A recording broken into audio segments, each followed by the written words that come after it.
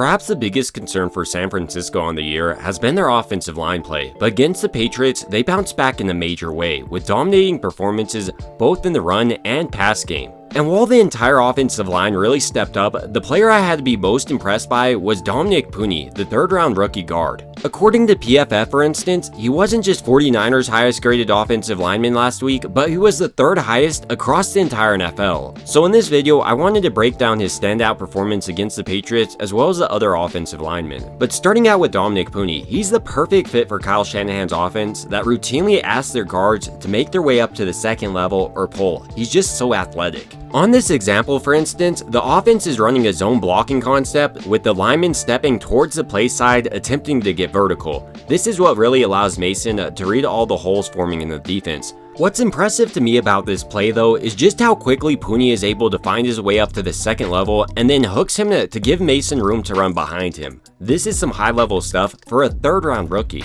And even on this play where the backer is jumping on this lane, Puni showed he was able to do just enough to kick him out.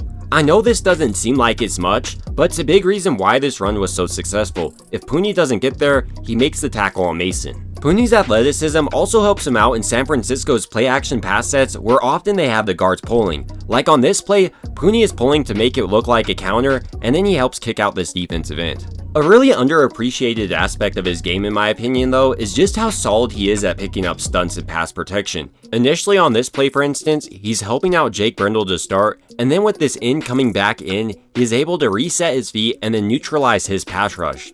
This not only takes great athleticism and technique, but the awareness to pick up that the defense is running a stunt. Another area that's really impressed me about Dominick Puni has been his play strength. Many rookies just aren't ready to start for NFL teams, but Puni is. On this play for instance, Puni is initially able to negate this defensive lineman's double hand swipe with just how quickly he is able to grab the inside of his pads. And then when challenged with a bull rush as a counter, Puni isn't driven back in the slightest. This is great anchoring. So while I'm sure we will still see some rookie mistakes out of Puni, I think this game shows how dominant he's going to be long term for San Francisco. Another player who really impressed throughout this game though was Colton McKivitz. I have maybe been his hardest critic on the year, but this might have been his best game of his career. He has always been decent in the run blocking game, but what really stood out was how dominant he was in his pass sets throughout this game. And while he needs to continue to show he can execute at this level because he's been one of the worst offensive linemen in the entire league for the last 2 years, this is a game he can build on and put those past struggles behind him. Outside of McKivitz, their center and Jake Brendel continue to show off his great athleticism, making it up to the second level routinely. On this play, for instance,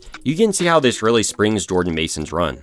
Meanwhile, San Francisco's left guard and Aaron Banks was solid on the day, but he did give up the most pressures. What really impressed was how he did get up to the second level like San Francisco's other offensive linemen though.